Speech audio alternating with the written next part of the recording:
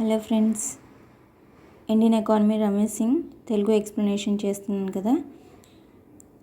ఈరోజు mixed economy previous క్లాస్లో capitalistic state economy finish చేసుకున్నాం. మిగతా ప్రీవియస్ వీడియోస్ కూడా చూడండి, మీకు చాలా ఈజీగా ఉంటుంది, మీ ప్రిపరేషన్ బాగుంటుంది. It will get your matter easily. So capitalistic state గుర్తుంది కదా. క్యాపిటలిస్టిక్లో ఏంటంటే మొత్తం ప్రైవేట్ చేతిలోనే ఉంటుంది. వాళ్ళే డిసైడ్ చేస్తారు మొత్తం ప్రైస్ కానీ ఎంత ప్రొడ్యూస్ చేయాలి అనేది మొత్తం వాళ్ళే డిసైడ్ చేస్తారు. గవర్నమెంట్ ఇంటర్ఫిరెన్స్ తక్కువ ఉంటుంది. స్టేట్లో వచ్చేసి మొత్తం అంతా గవర్నమెంట్ చూసుకుంటుంది. అది 2 టైప్స్ ఉంటుంది, సోషలిస్టిక్ ఒకటి, కమ్యూనిస్టిక్ ఒకటి. సో ఇది మిక్స్డ్ అనమాట. ఇప్పుడు మిక్స్డ్ ఎకానమీ చూద్దాం, ఇది ఎట్లా ఉంటుంది. ఆల్రెడీ డిస్ట్రిబ్యూషన్లో చూసాము. క్యాపిటలిస్టిక్ అంటే ప్రైవేట్ అని, స్టేట్ ఎకానమీ అంటేనేమో గవర్నమెంట్ అని, మిక్స్డ్ అంటే రెండిటి మిక్స్ అని. అది ఎట్లా ఉంటుంది, అది ఎలా వచ్చింది అనేది చూద్దాం. The belief in the self correcting quality of the market and the invisible hand of Adam Smith got a major setback in early 20th century during the Great Depression 1929. ఇప్పుడు ఈ invisible hand market, Adam Smith concept అయిన invisible hand ఒకటి. మార్కెట్లో invisible hand అంటే interference తక్కువగా ఉండటం, praise మెకానిజంలో government interference తక్కువగా ఉండి వాళ్ళే ప్రైజెస్ సెట్ చేసుకోవడం. ఇది గ్రేట్ డిప్రెషన్ 1929లో చాలా పెద్ద అబ్స్టెకిల్ అయిపోయింది అనమాట. బాగా గ్రేట్ డిప్రెషన్లోకి వచ్చేసింది.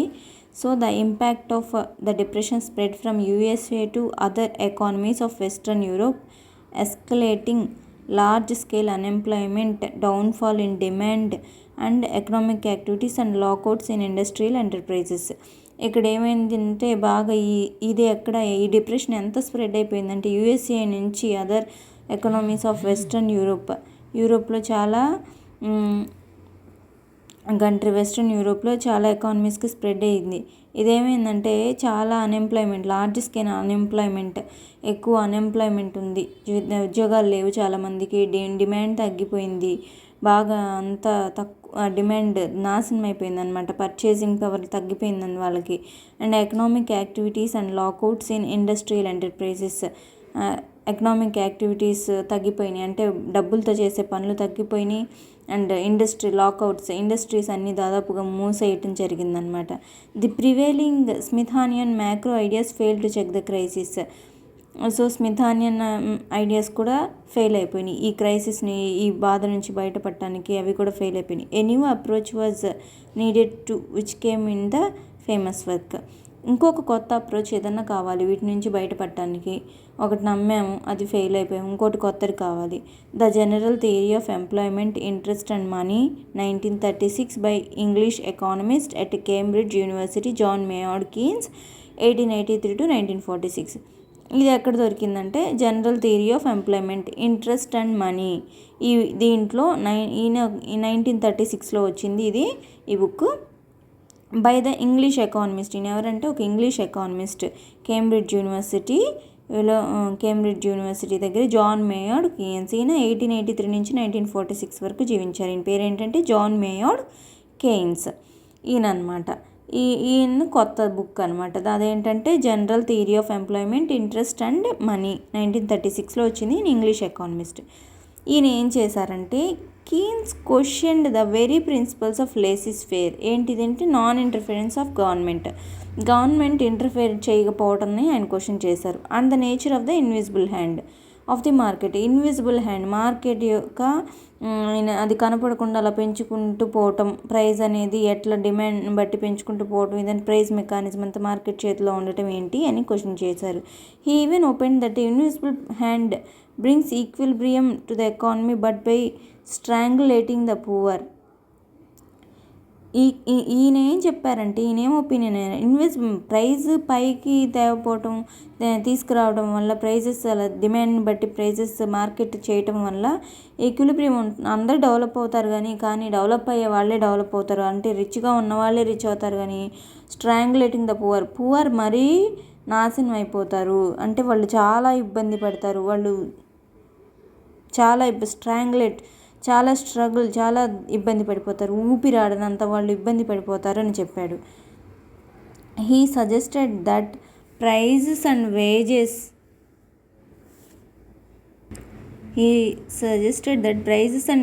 are not flexible enough to provide employment to all. ఈయన ఏమన్నారంటే ఇలా ఉన్నప్పుడు పెంచుకుంటూ వెళ్ళిపోతారు, ప్రైజెస్ ఇష్టం వచ్చినట్టు పెంచుకుంటూ వెళ్ళిపోతారు.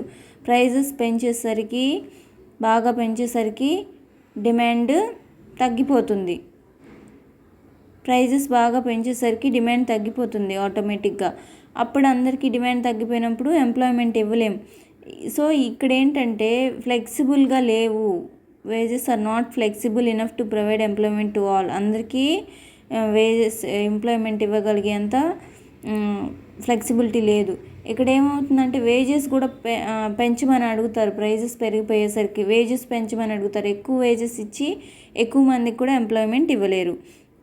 It means there will be some people unemployed when the economy will be at its full potential.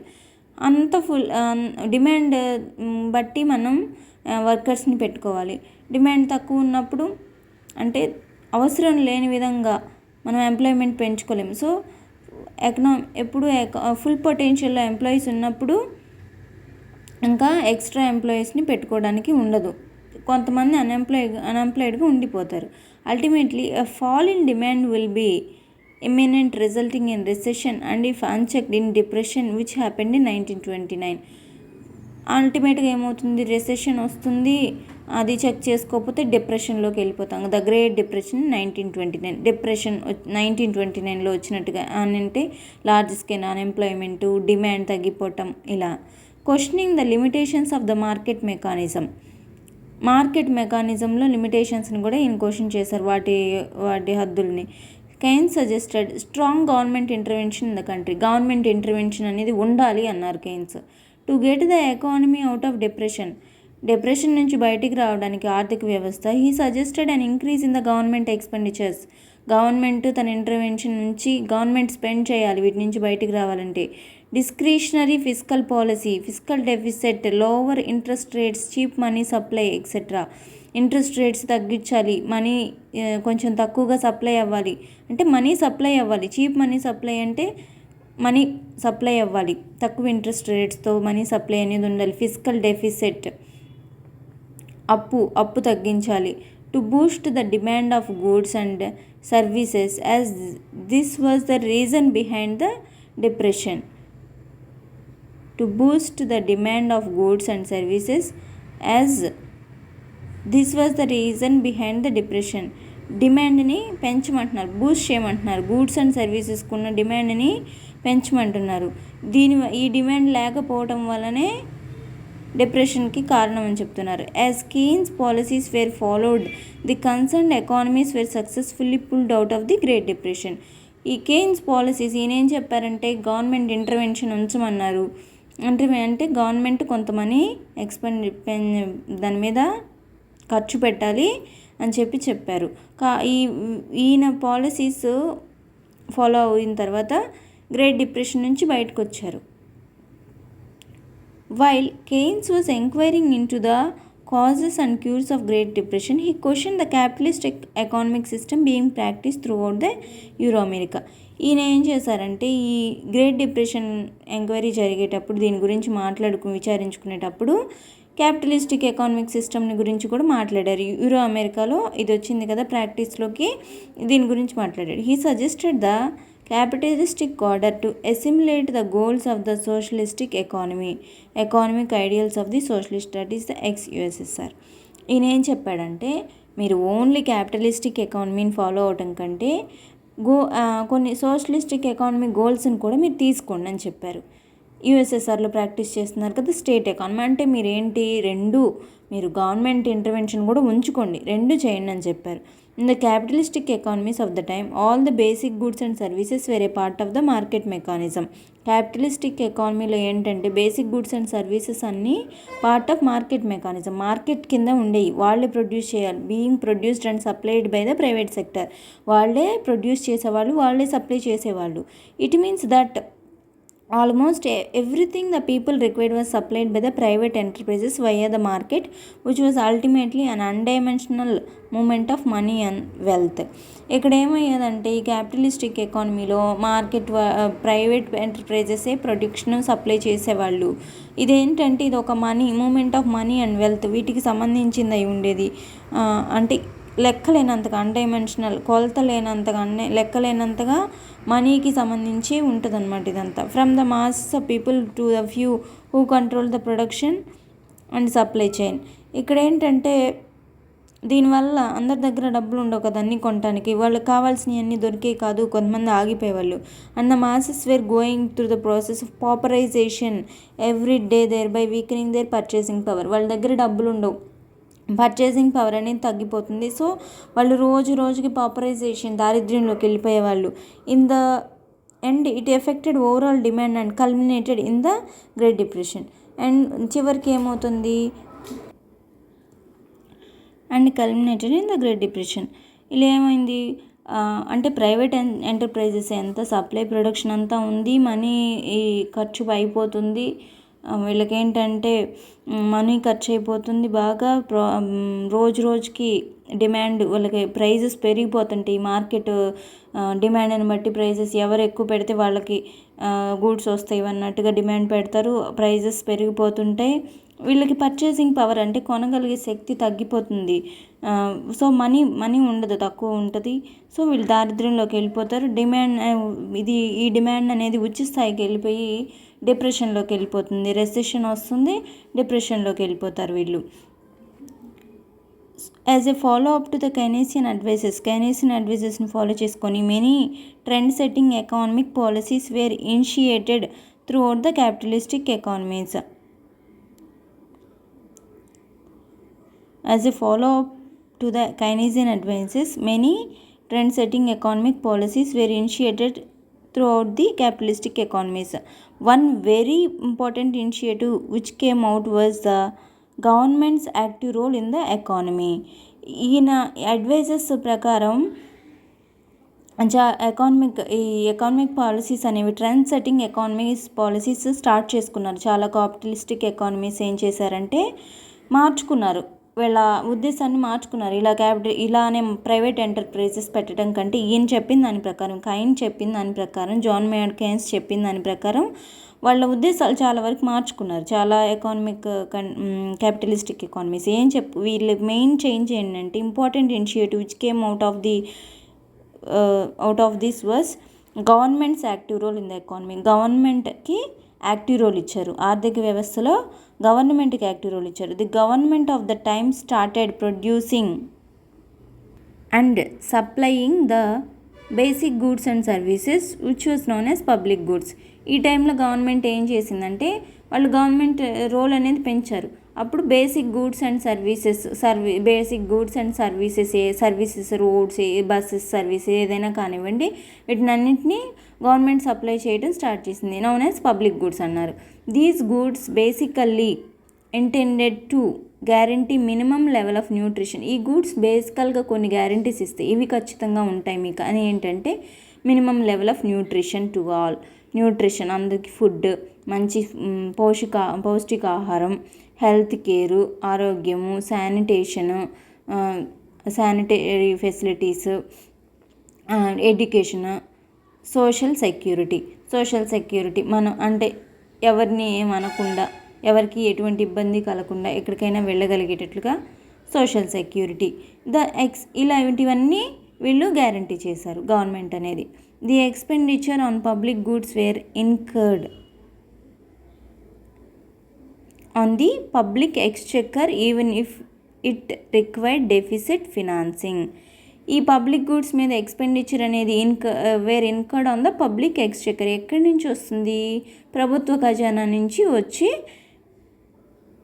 ఒకవేళ దానికి అప్పు అయినా కూడా ప్రభుత్వ ఖజానా నుంచి తీసుకొచ్చి పెడతారు. అప్పు చేసినా కూడా గవర్నమెంటే చేసి తీసుకొచ్చి ఈ పబ్లిక్ గూడ్స్ని వీళ్ళకి అందిస్తుంది. Starting from 1930s up to 1950. మామూలుగా ఇది గవర్నమెంట్ రెస్పాన్సిబిలిటీ తీసుకోకపోతే ఈ అప్పు ఎవరు చేస్తారు? జనాలు చేసుకోవాలి ఇంకా వీటి కోసం. కాబట్టి ఇక్కడ గవర్నమెంట్ హెల్ప్ చేస్తుంది. సో గవర్నమెంట్ ఇంటర్వెన్షన్ అనేది ఉండాలి అన్నారు. Starting from 1930s up to 1950, 1930s నుంచి 1950 వరకు almost 50% of GDP in the Euro America was spend by the governments on public goods which also became popular as a social sector. 30s నుంచి 50 దాకా almost 50% of జీడిపిలో Euro America government public expenditure కోసమే spend చేసింది, public goods కోసం. ఇది social సెక్టర్గా కూడా popular అయింది. The essential goods and services which were till late being purchased by the people as private goods. Essential goods and services ఉంటాయి కదా, which were till late being purchased by the people. అప్పటిదాకా people purchase చేసుకున్నారు, కొనుక్కున్నారు. ఎలా? Private goods లాగా వాళ్ళ అందరికీ ఇచ్చే కాకుండా వాళ్ళకి కావాల్సినవి వాళ్ళు కొనుక్కున్నారు కదా. Very soon made available by the market by the state free of cost. వాళ్ళు స్టేట్ నుంచి ఫ్రీ ఆఫ్ కాస్ట్ అంటే డబ్బులు లేకుండా వాళ్ళకి మార్కెట్లో ప్రొవైడ్ చేశారు. Giving people more spare money to create demand for the goods and services which were a part of the market. అంటే వాళ్ళకి create more demand, more space, వాళ్ళకి మనీ క్రియేషన్ ఎక్కువైంది. మనీ అనేది ఈజీగా సప్లై పెంచారు.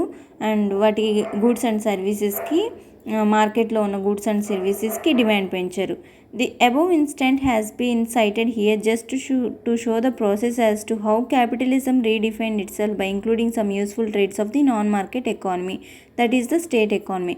ఇక్కడ ఇదంతా ఎందుకు ఇచ్చున్నారంటే ఈ ప్రజాధనంలో నుంచి, ప్రభుత్వ ఖజానా నుంచి డబ్బులు తీసుకొని గవర్నమెంట్ ఇంటర్వెన్షన్ పెంచుకొని వీళ్ళందరికీ గూడ్స్ సప్లై చేయటం, ఇదంతా ఎందుకు చెప్పారంటే ఎట్లా useful trades, non market economy, state ఎకానమీలో నుంచి క్యాపిటలిస్ట్ ఎకానమీ ఎలా కొన్ని అవసరమైన విషయాలు తీసుకొని దాన్ని అది మార్చుకుంది అని చూపించడానికి ఈ పైన ఇదంతా చెప్పారు. The mixed economy arrived in this way and the classical capitalistic